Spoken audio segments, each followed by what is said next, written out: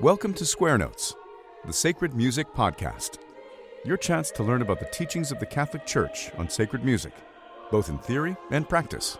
Through interviews, discussions, and music, your hearts and minds will be lifted up and better understand what it means to sing the praise of His glory. And now, your host, Dr. Jennifer Donaldson-Nowicka. Hello, listeners, and welcome to Square Notes, the Sacred Music Podcast and the official podcast of the Catholic Institute of Sacred Music. We've been on a bit of a hiatus because of the busyness of finishing up the academic year at St. Patrick's Seminary, as well as the applications and enrollments for our summer graduate program at the Catholic Institute of Sacred Music. But lest you fret, don't worry, we've got quite a few more episodes remaining to publish in Season 8. I'm happy to welcome onto this episode the wonderful Father Mark Bachmann, choir master from the Benedictine Abbey of Our Lady of Clear Creek in Oklahoma.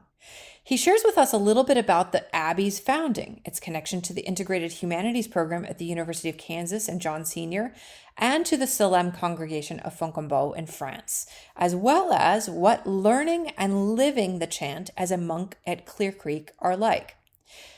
In the meantime, as we head into summer classes for 2026, I wanted to let you know a little bit about applying to our graduate program for entrance in summer 2027.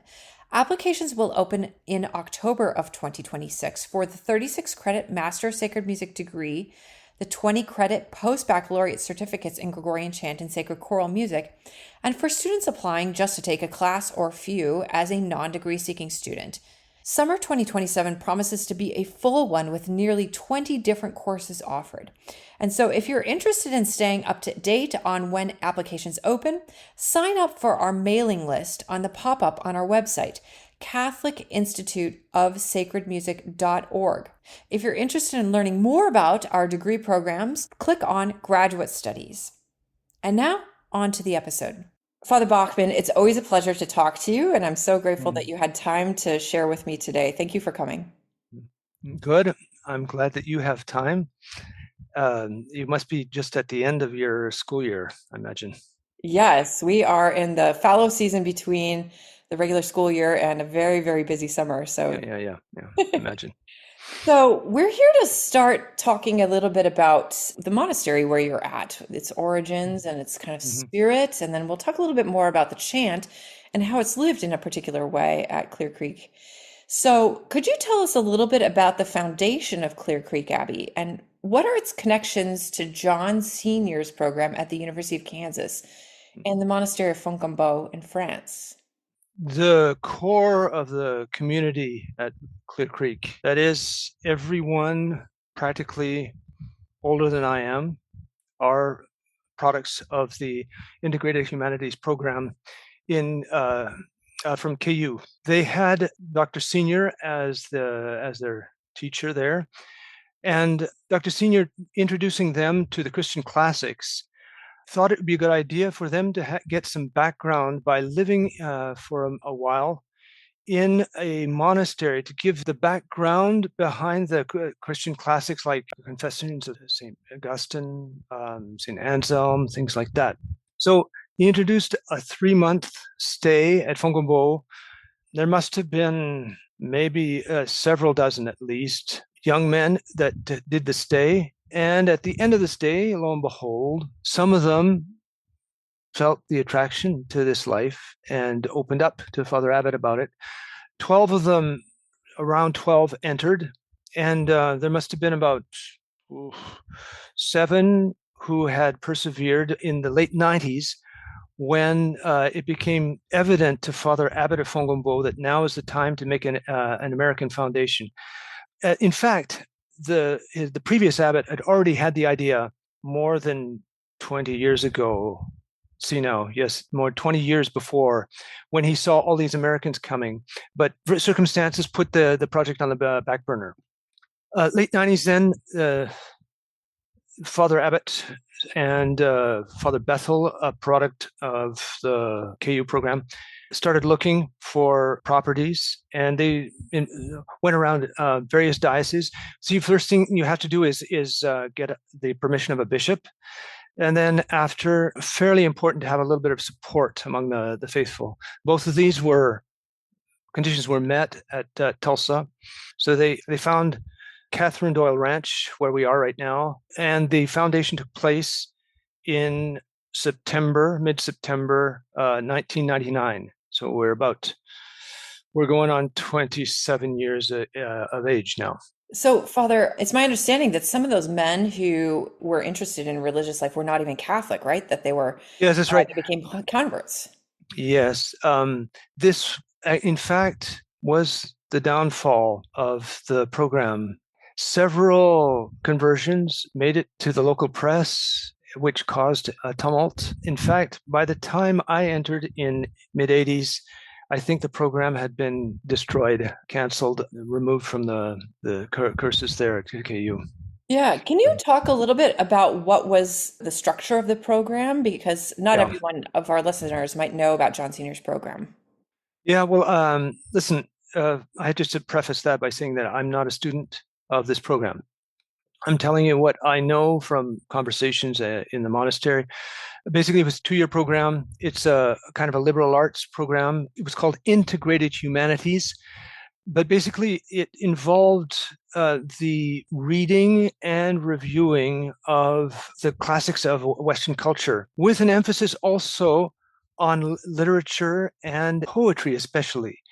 In the course of those 2 years, the students were expected to memorize several poems.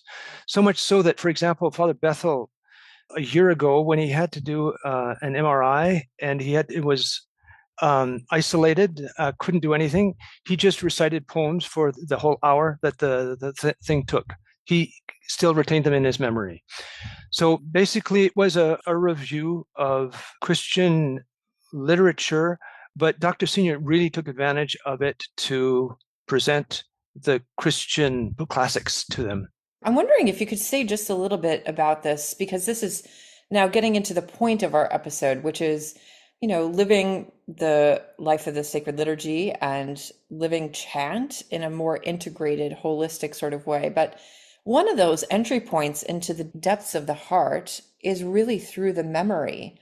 And we talk about this at the Catholic Institute of Sacred Music all the time with our graduate students, that there's real danger, especially with technologies which outsource the human memory, or an approach to catechetics and evangelization, which diminishes the role of the memory, right? That for so long, religious education programs said, oh, you're just making kids memorize these things and they walk away without really having the faith. They need deep experiences of things. And that is true, perhaps to some extent, but it does discount the very clear role of memorization in how God works in our lives. And have you found that that is the case in your life as a monk, that there's a profound role for how God gets into your heart, into your mind, in your soul when you memorize things? The problem with that personally is that as I get older, my memory is less and less faithful.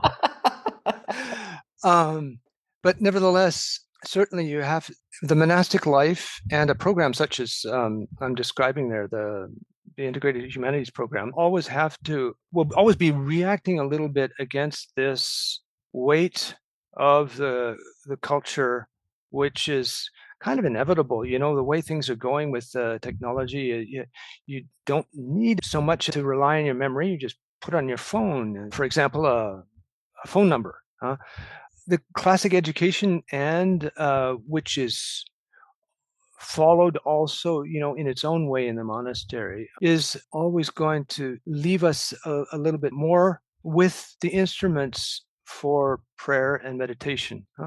Yeah, you have to get things into your memory in order to be able to meditate and in order to contemplate. As for the work of God in our own lives, first of all, I'd say that it's most natural for a man to remember what happened in his life. I would say that contemplative life would make one more prone to consider these providential happenings, as Our Lady did when she kept everything in her mind and turned them over.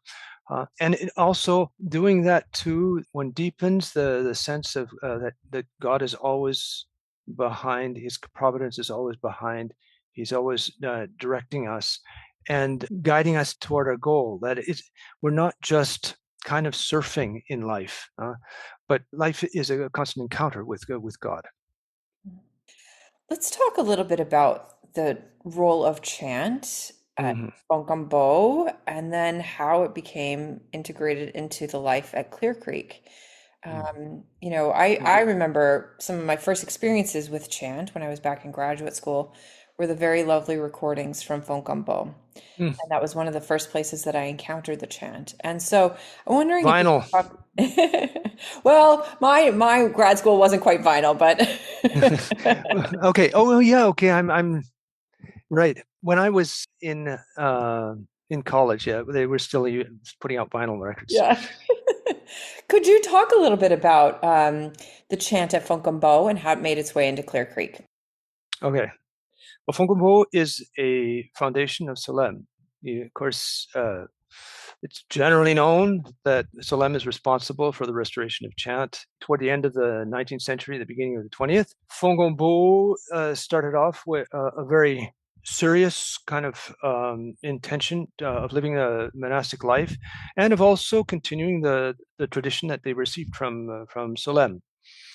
Fonkambo has always been attached to Dom Gajard's interpretation of the chant, and so I remember in chant class regularly the particular points of a chant that were to be brought out were often just cited from notes from Dom Gajard. Clear Creek, like Fonkambo, meant to be faithful to the tradition. There was no question about what style we would be using at Clear Creek. We simply what we knew from Fonkambo.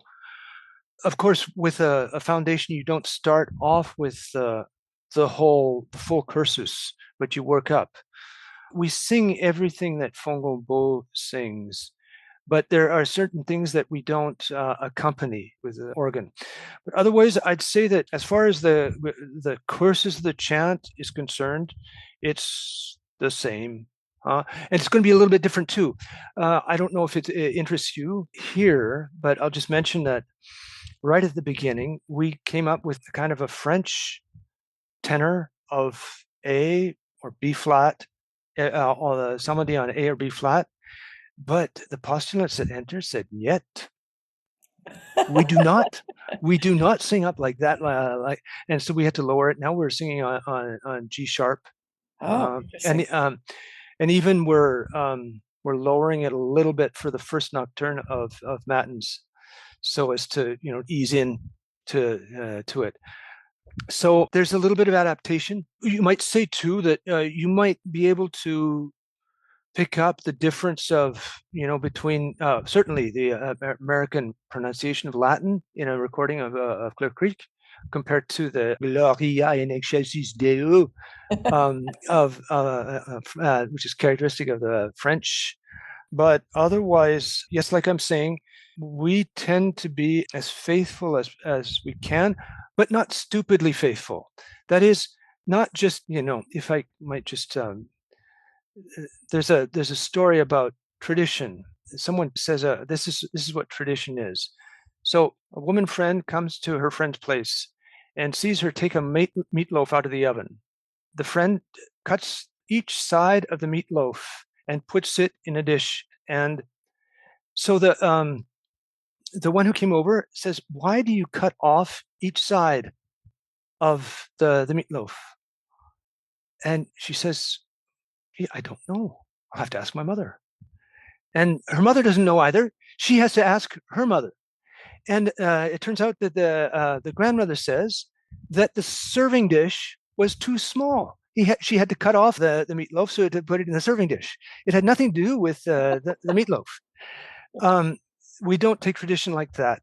When there is an improvement to be made, we will do that without hesitation, provided that it's clear that there is reason to do it. For example, with the progress of semiology, there's certain things that become evident that this is the right way.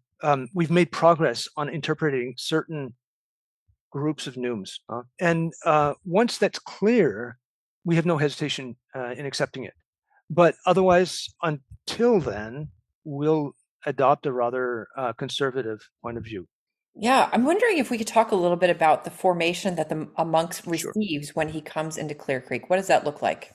The average monk that comes in is not a musician. I'd say we don't have a lot of musicians in the community. So the first thing you have to do is you have to get them competent in solfeggio. They have chant classes in the first 2 years, and the first 4 years of novitiate, at the first sound of the conventual mass, that is 5 minutes before the conventual mass, they all assemble and start doing solfa, typically on a piece that we're going to be singing at the conventual mass. There's a weekly chant class, and also for the choir monks, they all do level 1 of Laus in Ecclesia to get the fundamentals down. That is how to read music, the fundamentals of rhythm, the fundamentals of modality, etc. And then for the Schola members, those who are better suited and are better singers will ask eventually to sing in the Schola. And that there we have a monthly meeting to kind of supplement what we do for the community. Also, we have been asking a real musician. Actually, he's a friend of mine back from my Vancouver days. I'm come from Vancouver, British Columbia. And Mark Donnelly, he comes down and gives us quarterly sessions of 3 or 4 days of a more intensive training. I think that is about the extent of the training we give them. You can see that it's ongoing because everybody comes to chant class. That is all the choir monks, and that's every week. Right. Can you tell us a little bit about the Laus in Ecclesia series? Where did it come from, Mhm. and how Okay. is the Abbey integrating with it? Shortly before the Second World War, Suzanne Bellin was about 20 years of age, lived in Le Mans. Here's a knock on the door, late afternoon, and in comes Dom Gajard, drenched from the rain. He says, "Listen, I want you to teach Gregorian chant." She says, "Well, I don't know anything about Gregorian chant." He says, "I'll teach you." From then on began the courses. I think there were monthly weekend meetings, supplemented by mimeographed summaries. And that from these mimeograph summaries originated the correspondence course. Even though in the war years, these were very popular among people. It was the kind of the real interest because it was new. So thus was formed the Scola Saint Grégoire, which is basically the St. Gregory Scola, whose base is in Le Mans, which is rather close. It must be like within 20 minutes drive from Solesmes Abbey. So Fongombo had been using the correspondence course of the Scola since the beginning to train their novices. And myself, I was appointed choir master shortly after the foundation arrived here. And at one point, when the requests for help in instruction in Gregorian chant became too numerous, I said, "Listen, I'm going to have to make it easier for myself." And even though we were asked whether we wanted to translate this series, which has already been started back in France, of Laus in Ecclesia, it wasn't until then that I said, yes, this is we should do this. So then it must have been like between 2005 and 2010 I began, and we've got out the English edition of level 1 and level 2. There's a third level. See, level 1 is basically covers the fundamentals.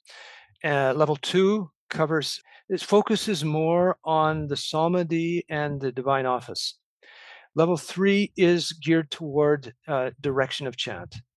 That level 3 is now awaiting review by the director of the Scola Saint Grégoire. Its publication in France is not foreseen in any near future, so the translation can't begin in any near future. So we just make do with what we have. Also, with those texts there, we're able to give a little bit of a chant week here in July. We give the 3 levels, level 1, level 2, and level 3. We give from a draft of that third level. that I was given. So the proximate reason for undertaking this project was just to instruct people and to be able to instruct people, to give them a text which would answer their questions. I think that it's not likely that this whole course, the Lausan Ecclesia, will remain in the hands of the monks indefinitely. Eventually, Father Abbott will pass it on to someone to take it on. The whole idea of this back in France was that Dom Guéjard didn't have enough time. He was being pulled in various directions. It didn't have time to give these instructions to the lay people, so he designated. This is the idea of this course, and eventually it'll turn out that we'll pass it on to someone to continue this work. Let's move now to talking a little bit about spirituality in the office. And I'm wondering if you could describe for us, in your daily life, what do you do spiritually to prepare to chant the office? It may come as a surprise to many people, but monastic life is the preparation for that. Basically, my answer would be we do what the rule says. And from work, we go to prayer, and from prayer to work. Everything is arranged basically in view of the divine office. And then I kind of anticipate that you're going to say, well, what about people in the world? Well, I think the first answer might be this, that someone said that God wants monks to be 100% monks and everyone else to be somewhat monks. Isn't it true that the summary of the Christian life is the love God with all your heart and soul? If we try to live that concretely, we'll be ready at any time to turn to God and express our relationship to Him and talk to Him, whether it be privately or at a scheduled time. It has to be scheduled if it's going to be with a collective group. That's a little bit short, that answer. If you want a little bit more, there are scheduled times in our daily schedule where we do spiritual reading. For example, the hour before the conventual mass at 10 o'clock is always devoted to sacred scripture.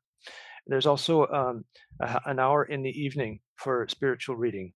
Prayer is envisaged by us on a continuum. It's not as if private prayer is compartmentalized and separated away from the divine office. It's only natural that a monk's private prayer be inspired by the divine office, especially if that divine office has something particular to retain to it. For example, on a feast day, our mental prayer doubtless would typically be colored by the feast. That, for example, we have Corpus Christi tomorrow on Thursday. We're blessed to be able to do it on a Thursday. One more little thing, for the chief functions of the day, that is the conventual mass and vespers,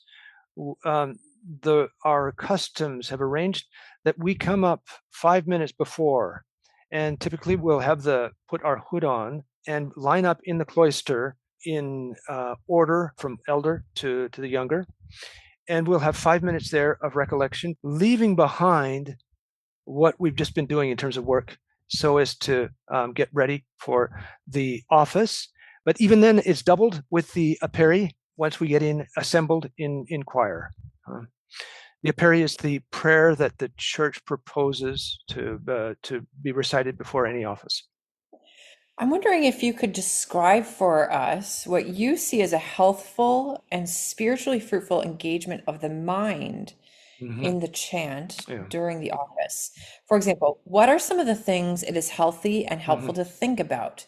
How does the chant engage the mind in mental prayer? Well, listen, first of all, the text. I think you would agree that in preparing any group to execute the chant, the first thing to begin with is an understanding of the text and in the way that the music interprets the text, because the music is meant there to help us pace the text that is being sung at that time.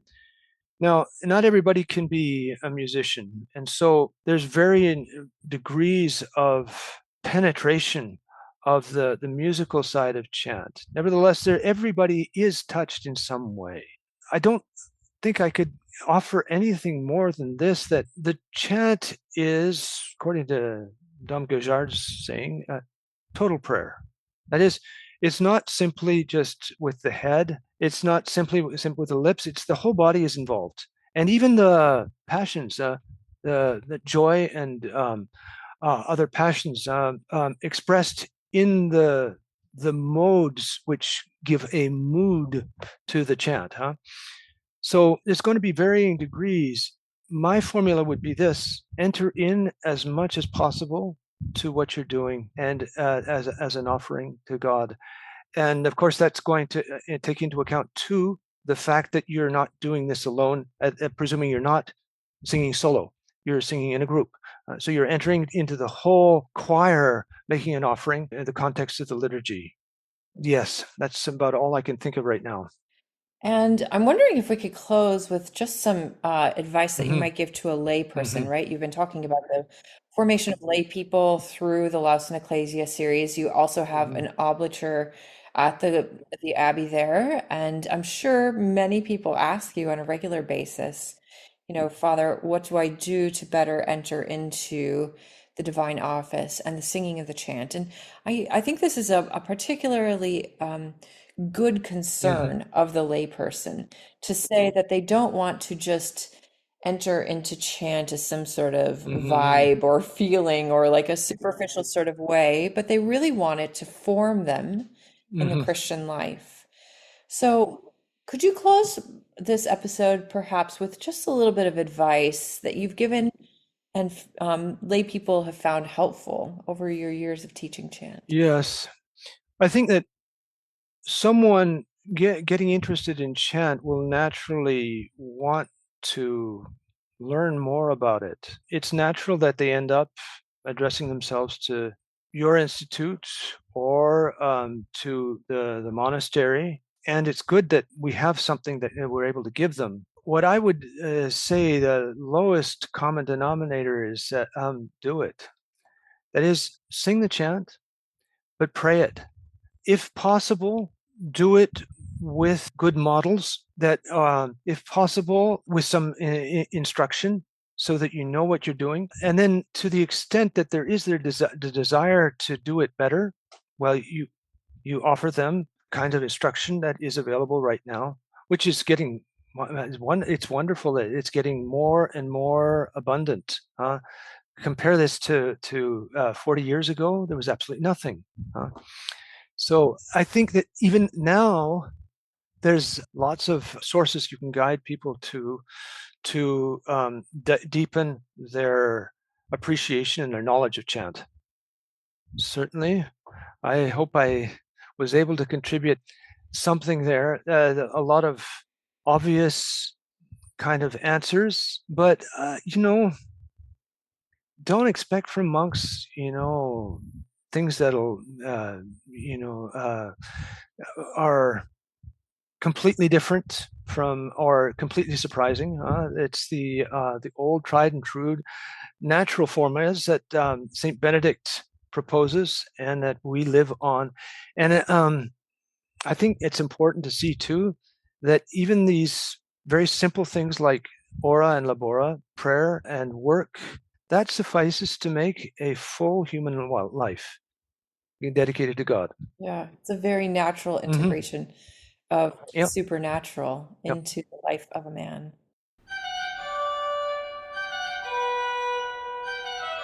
We hope you've enjoyed listening to Square Notes, the Sacred Music Podcast with Dr. Jennifer Donaldson-Nowicka. For more information about this episode, sacred music resources, or upcoming events, visit our website at sacredmusicpodcast.com. You can subscribe to our podcast on iTunes, Stitcher, YouTube, or your favorite podcast app. If you enjoy our podcast, please write us a review on iTunes. This improves our iTunes ranking and helps others find out about the podcast. The music you heard at the beginning of this episode is Hec Dies by William Byrd, sung by the London Oratory's Schola Cantorum Boys Choir, directed by Charles Cole from the CD Sacred Treasures of England. The music at the conclusion of this podcast is from the Prelude and Fugue in G Major, BWV 550 by Johann Sebastian Bach, performed by Jennifer Donaldson-Nowicka. We look forward to having you join us next time. And until then, May we sing the praise of His glory.